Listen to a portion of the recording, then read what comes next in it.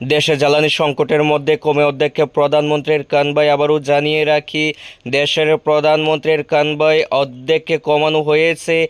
এসপিজিকে একটি নির্দেশ দেওয়া হয়েছে, যেখানে বলা হয়েছে প্রধানমন্ত্রী যে কনভয়গুলি রয়েছে সেগুলি যেন অর্ধেক করা হয়। মূলত গত কয়েকদিন আগে দেশের প্রধানমন্ত্রী দেশবাসীর উদ্দেশ্যে একটি বক্তব্য রেখেছিলেন, জ্বালানি যেন মানুষ খুব সতর্কভাবে ইউজ করেন। এবারে দেখা গেল প্রধানমন্ত্রী যে কনভয়, সে কনভয় অর্ধেক করেছে এই জ্বালানি সংকটকে কেন্দ্র করে। পাশাপাশি বেশ কিছু রাজ্যের মুখ্যমন্ত্রীদেরও কিন্তু কনভয় অর্ধেক করে দেওয়া হয়েছে, অর্ধেক করে নিয়েছে।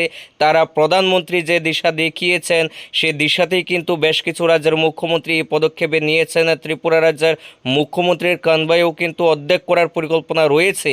এইমাত্র যে খবরটি উঠে এসেছে, দেশের প্রধানমন্ত্রী যিনি রয়েছেন নরেন্দ্র মোদী, ওনার কিন্তু কনভয় অর্ধেক করার একটি কিন্তু নির্দেশিকা জারি করেছেন এসপিজিকে। যদিও প্রধানমন্ত্রীর সুরক্ষা অটুট থাকবে নিরাপত্তা আরও কঠোর, কিন্তু অর্ধেক করা হয়েছে কনভয়। প্রধানমন্ত্রীর দপ্তর থেকে জানানো হয়েছে আগামী দিনে ইলেকট্রনিক যে গাড়িগুলি রয়েছে সেই গাড়িগুলি ব্যবহার করার পরিকল্পনা রয়েছে, তবে এই মুহূর্তে কোনো গাড়ি ক্রয় করবে না প্রধানমন্ত্রীর দপ্তর, এমনটা কিন্তু জানা গিয়েছে। আবারও জানিয়ে রাখি, দেশের প্রধানমন্ত্রীর কনভয় অর্ধেক করা হয়েছে দেশের জ্বালানি সংকটকে সামনে রেখে।